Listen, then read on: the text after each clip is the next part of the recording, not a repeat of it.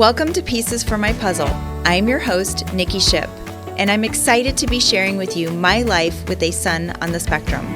This podcast is for anyone who is looking for quick tips and perspective, but most of all, for hope and inspiration. So sit back, relax, and let's put the pieces together.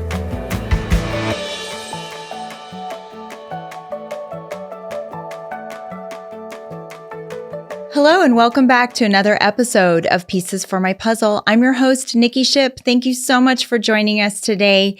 We are going to extend our talk today into part 2 of Moms with Mimosas. So if you did not tune in last week, please do so.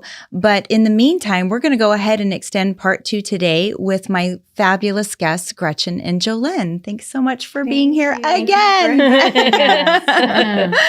So last week we talked quite a bit about, therapies when the diagnosis came, and a lot of other just great mom perspective.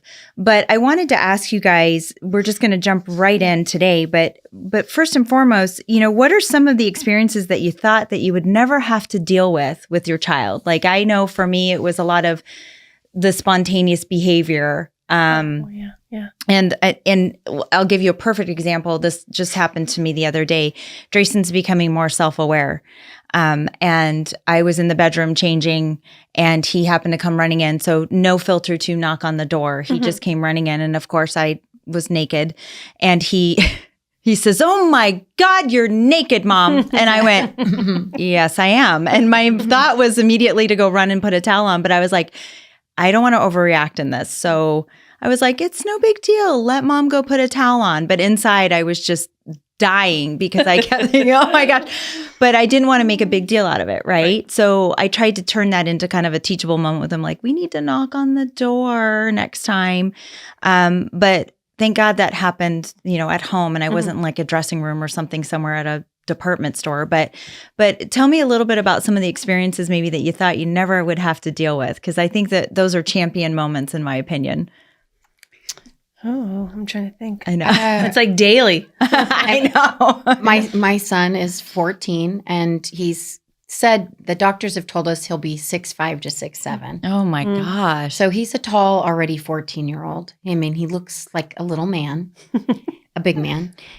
And walking into a men's restroom and having to wipe his butt, has been something that that is probably, he's getting better all the time. Right. But, being at a sporting event with grown men, because he looks, and it's sometimes, I've taken him into women's restrooms before. Yeah, I've said it beforehand. Yeah. Oh, definite looks. Yeah, for sure. Yeah. And pulling their daughters closer and, things like that over my little boy. Yeah. Right. Who is so innocent in his inside and what he plays with and not even interested in the beginning ways of seeing girls, Right. Yeah. But the restroom, that's been probably for me, just, because men have urinals and sometimes having to go hearing "Mommy" from outside while I have my ear to the door, has been one of those things that I never thought in a million years. Yeah.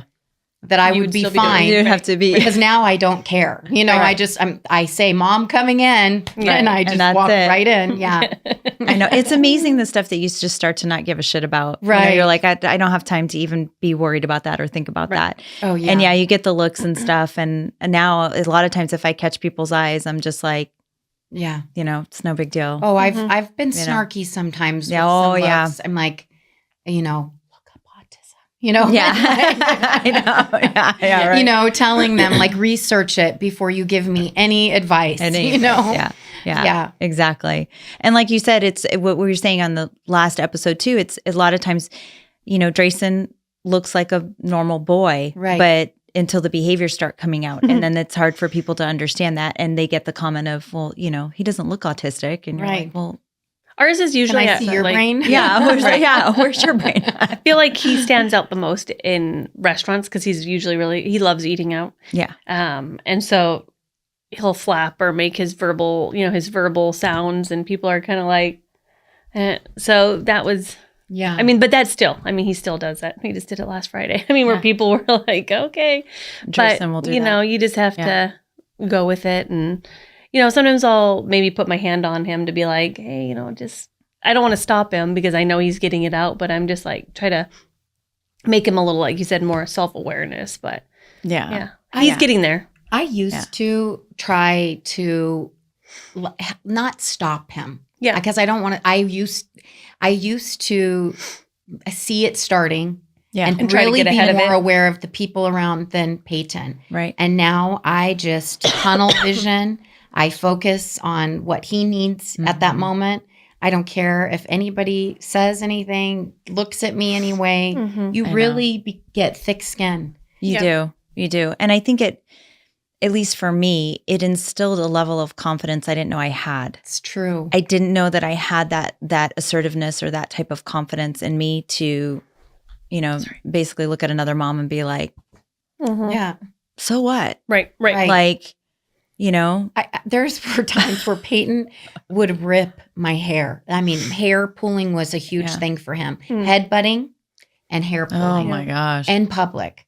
And I mean, I had a dad come over. I think he thought he was going to try to save me from Peyton. And I'm like, not Please that stop, I would allow please. the behavior, Right, but trying to stop, and Peyton's fingers were intertwined. And I'm like, please, you're making it harder, worse. We got this. Yeah. Yeah. That's always the hard part too. Yeah. It's just, and then if people are asking you, they're inquisitive and you're trying to manage the behavior at the same time, it's like you were saying, just go look it up. Like, right. Go do the research. I can't explain this to you right now. Yeah. I think after talking to so many parents now through our school and through other things that we do with autism, you see why so many parents seclude themselves and start to pull away from family and friends and start declining invitations. Oh, yeah. I was guilty of that for a while. Same. Isolation, Yeah, sure. or we wouldn't go to certain events absolutely. or because you're worried at that. The judgment, what's going to happen. Yeah. And Joe and I talked about this one a lot too. It's last year when Miss Rachel from P3 set up the movie, how many people said that was their first time, like ever bringing their child to a movie. And that really hit home for me because I was like, that is so, because it's such a fun thing to do. Yeah. Right. And even there, I noticed some people who's maybe their kiddos are much more active and runners, and you could see that they were worried. And we were like, wanted to be like, just sit by the door so they don't leave the movie theater, but none of us care. I mean, our kids don't even notice. Right. They're used to it. So they're like eating their, and I'm like, let them run, let them experience this. And you sit and eat your French fries or whatever you order, just enjoy. Because this is one of the only times you'll be able to. Which is such an odd feeling too as a mom. So that was such a good event. Like, some of the events that we've gone to or we've been, like even at Drayson's birthday party a couple months ago, it was like, watching them play and just being able to sit, I felt I still have that tinge where I'm not 100% comfortable. But more comfortable. Yeah, right? But it's like, it's such, now being comfortable is a very foreign feeling for me. Like, it's like, oh wait, I can relax and laugh and talk with the moms, and he's playing. Like he's hanging out with those kids. Right. And it's not even the type of interaction play that, but it's the side-by-side play even. Like the fact that he's even there sharing is great. But then the fact that I get kind of time that's good for my soul too, it's a very uplifting. Foreign feeling for me, and I'm like, oh, this is what it's supposed to feel like. Yeah. It's okay. Right. And he's doing okay.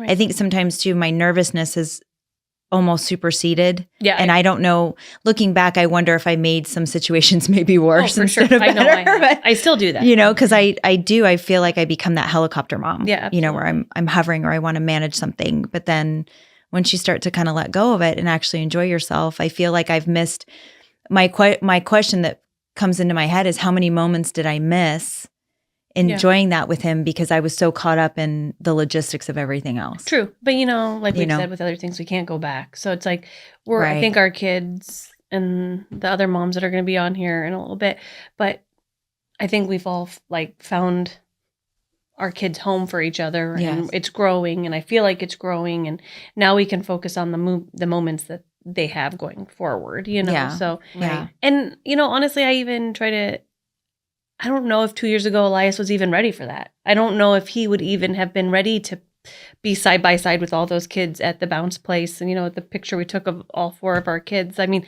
I don't know if he would have even been ready for that. No, Drayson wouldn't have done that 2-3 years ago. And they enjoy each other in their space and the way that they enjoy it. And they don't expect anything from each other, which I think is the best thing. I mean, they get each other and they're just sort of, jumping happy around each other. And I think that's great. So maybe we did miss moments, but I think that the ones going forward are the most important. Right. Because I think that our kids are at a place where they're going to accept it and be ready for those experiences. That makes sense. Yeah. And even when we did the zoo day, I mean, they are so funny.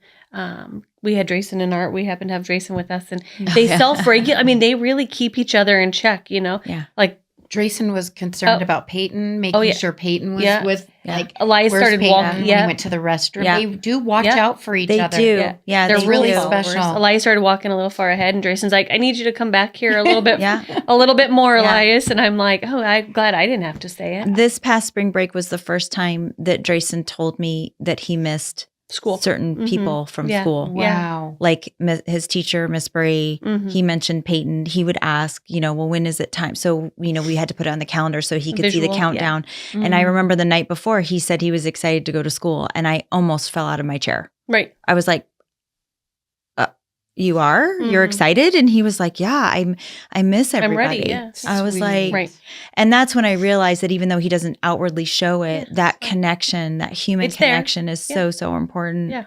And that's one of the things, which kind of leads me into my next question. That's one of the things that Drayson's really taught me. He's taught me a level of patience that I didn't even know I had. Same. And unconditional love. That runs deeper than the Grand Canyon. You can even, like it's so like innately like on a cellular level, right? Oh, I agree. So my question is to you, what have your kids taught you? Well, patience, like you said, for sure. I mean, and I'm still working on it. I'm not by nature the most patient person, so I'm getting there. At grace, like they've taught me, or Elias has taught me to give grace in situations when maybe I wouldn't have before, even not even my kiddos, but you guys, like seeing other parents, and I see how patient, or the teachers, I see how patient they are. And I'm like, okay, I can do that. So it's like, I'm learning just watching other parents or watching our teachers. Like I'm learning how to be a better mom. Like the school I think that environment has taught me to be a better mom. So I'm constantly learning, but biggest thing with Elias is grace. Like I have to be graceful, like give him time, give him his space to learn, and not expect, results now. Because it's his timeline. It's his timeline. Yeah. Right. Yeah. It's his timeline, and it is happening. Even when it doesn't look like it's happening. And then there's a moment where I'm like, oh, it did happen. So just grace is my biggest thing. Mine is teaching me how important kindness is. Just handling everything I do with Peyton or his friends or anybody that needs a little extra help. Just really going into that mindset with kindness and knowing that if I do it with kindness, I don't do it wrong. Right. Because I have soft gloves with him, just very, let's take a moment. It's not that important. I try to take a step back. I'm very structured and have, a crazy schedule. Right. And with a child with autism, that doesn't always fit in the, in the schedule. And so it's just making sure that I parent 100% with kindness. Yeah. And when you don't, that's when those moments really go off kilter. Yeah. Right. Like he feeds off my energy. Right. Yes. Yeah. If I could that's a great way to put it. If I had $1 for every time my husband or my family told me that he escalates from me, I'm like, yeah, I know. Yeah. I'm working on it. No, and it's like I'm working on it. It's like anybody, when you feed off of each other, and it's just realizing that our children are hypersensitive to our energy and what we put out there. Yeah. I think that was a big lesson for me too. You just don't realize that you're projecting, and then why are they acting that way? And that's happened with me. My husband's been like, well, why are you acting that way? Right. And I'm like, well, oh, I didn't know I was acting that way. It's like, because you kind of get really self-absorbed in the moment. At least I have, Yes. Yeah, I agree. No, I agree. That's amazing. So what moments have given you the most joy with your kids? Oh, well, for me, that's the friends in school for sure. I mean, obviously there's other things, but the biggest is seeing him be part of a community, like his own community that he's building, outside of me and my husband and my parents, like seeing him build and talk about friends and talk about teachers, like relationships building, outside of the home that's so rewarding and it's amazing. 'Cause I never thought we would be there with him. I agree. I think with Peyton, I've put the bar here and he's exceeded it each time. And I think my joy comes from seeing him learn and thrive and just understand things differently. Yeah, and those light bulb moments. Where you watch them, where it clicks. Just the growth. Yes. Yeah. It's really amazing because you don't feel like you're going to see that. I never thought he would say, I love you. Yeah. I never thought I would hear him say mommy. Yeah. And so now to hear him, talking and saying thank you and I love you and good night. And those are what keeps me going. Yeah. And it's kind of, we're lucky in that way because I think for other families with neurotypical children, like those things just happen. They're regular, right? So they don't, that just happens. Yeah. But for us, we notice every little step or every little it's so true. Right. growth. Yeah. And I've learned to try to take none of it for granted. Well, we don't, it happens, right? And it's like, yes, that's a win, Right. I was in the grocery store a few weeks ago and a mother was telling her daughter, don't you ever stop talking? Will you please stop talking? Gosh. And it took everything out of me at first to not run over there. And then we were just in, how sometimes you're in the same aisles. And the last time she said it, I said, you know how lucky you are that your daughter speaks to you? I know. I looked like a lunatic. And she just kind of sat there. I said, enjoy every minute. Yeah. Because my child didn't speak for a long time. Yeah. And even now, words sometimes are hard. Yeah. And I wasn't rude. I just was like, please, let him jabber jaw. Let him talk. And she's good with reminding me of that because Elias is a jabber jaw. And sometimes, it's literally morning till night. And she's very good at remember. And I'm like, all right, you're right. Because I say when you've met one child with autism, you've only met one child with autism. Right? They're all different. They're all different. And what I pray for, Elias does. And vice versa. So we all want what each of our children bring, the pieces of it. So it's really just being graceful, grateful. Yeah. And when you see those moments and I had something similar happen with Drayson. I was told that he might not ever call me mom. Mm-hmm. He might not ever say, I love you, and that was really crushing for me. I remember that light bulb moment. I've mentioned it on previous episodes was Drayson I was picking him up from preschool and he had only been in therapies for about 6 months after his diagnosis. And we were just getting the ball rolling and I was walking to his classroom to pick him up. Mm-hmm. And I had passed a window, not realizing that they had moved his classroom in with this other classroom for pickup. Mm-hmm. So I walked right past it, and he must have seen me across the hallway go by, and I was still walking to his classroom, and I heard this kid yelling, "Mom!" Mom, Mom, and I'm like, "Who is that kid? Like, somebody find that kid's mom!" And I turned around, and I was like, "That's mine." It was my son, yeah. And I never took that from that moment forward to take it for granted. Mm-hmm. I got in the car. I was crying so hard. My husband thought I got into a car accident. But I was so elated. I could not stop crying because I was so happy that he called me mom. And I knew in that moment that he was capable and that it was going to happen. That if I offered every resource I could find for him and exposed him to that to see what would work and what didn't work, then he had that chance at success. Right. And I think that those moments that bring us the joy, those joyful moments are so important for us to hold on to remember to keep going and to keep advocating for our children and keep pushing for those resources. And that's been one of the biggest things for me personally.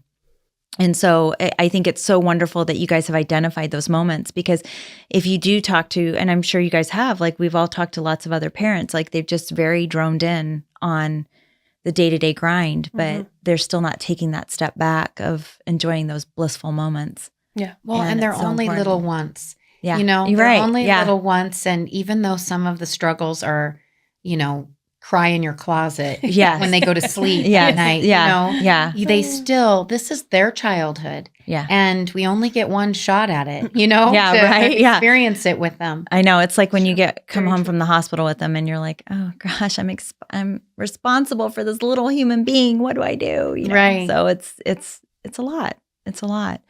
I appreciate you guys so much for sharing your experiences today on the show. And if you had to give a piece of advice to parents that are dealing with a new diagnosis, what piece of advice would you offer to parents listening today? I mean, my biggest thing is learning that you're not alone, that there are resources, and that what you're experiencing is not, I mean, it's unique, but it's not. I mean, we all have very similar stories and very similar experiences. And like you said, I think realizing that this is their only childhood that you'll get with them. So just know you're not alone and try to make the most of it. I like that. That's good. That's good. What about you, Jolyn? I think the main thing I tell parents that I meet today, like that are going through a new diagnosis, is number one, do not forget about you and your self-care. Yes. That's true. Yeah. And just, I am such an advocate for us, each individual. I am in a toast to that. Toast worthy. That is a toast worthy comment. That's right. I meet This is me taking care of myself with a mimosa. Yeah. It's just like, I meet so many moms and dads that since their diagnosis, they haven't been to a dentist.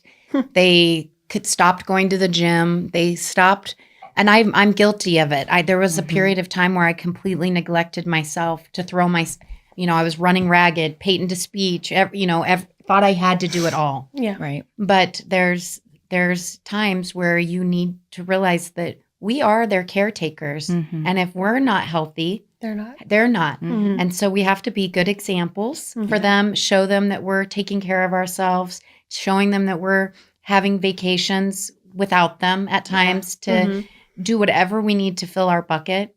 Right. But self-care is something that I've noticed over the last 10 years that is so huge for parents with special needs children. I agree. And I think just making sure that when you are in the mirror in the morning, you realize you have to take care of yourself so you can be the best parent for your child. And you're not being selfish. You're not being selfish. Right. And the shame and guilt that goes with, having a nice dinner. It's okay. It's fine. It's fine. They need a happy and solid parent. And that comes with helping take care of yourself. Helping to do that. Yeah. Agree. Yeah. Yeah. One of the things that we've said, I said it literally the moment Drayson was born, as I've always told him he's meant for greatness. And when his diagnosis came in, it wasn't until several months later that I realized that I needed to take my own advice. If I'm telling my child that he's meant for greatness, I need to be meant for greatness too, but I can't do that unless I'm taking care of myself. Right. Right. So and true. so I think that's a hard balance to find. And at least for me, it has been too. I've completely neglected myself in the past and Absolutely. and getting back on that horse, so to speak, and really trying to take care of yourself first. It is odd at first because you feel like you should be doing all these other things, but you can't do that if you're not filling up your own cup. Right. A car doesn't run on empty. Yep. And if you think of yourself like that, Right. And you can start small. Yeah. Like just taking time to get a haircut. Read for, sit whatever. in the sun. Yeah. Right. Something. Start small and then it can grow from there. Because that was a hard lesson for me too. It still is. Yeah. But I'm getting there. Yeah. I told Mom the other day, put your timer on just for 15 minutes. Right. Put your timer on for 15 minutes. Go walk out, put your feet in the grass and walk around or something. Just do something. Get grounded. Go for a little walk. Read a book, do something, but just 15 minutes. And then as the timer goes off, you can get right back into it. But, And if you don't feel like it, that's okay. Right. Extend it. It's okay if you don't feel like it, Yeah. So, well, I appreciate you ladies so much. And I appreciate all the insight and perspective that you've given our listeners today. Thank you so much for your time and for your energy. I love you guys so much. Thank you. Yep. Thank you. This concludes our episode for today. Thank you so much for tuning in. If you have a question, comment, or even a show topic that you would like to hear about, please feel free to send me an email at info@piecesformypuzzle.com. Don't forget to hit that like and follow button on Facebook and Instagram, or subscribe to our YouTube channel for more updates so that you don't miss out on any new and upcoming episodes. This concludes our episode for today. So until next time, keep working on your puzzle. And remember, you don't have to have it all solved in a day. Take care.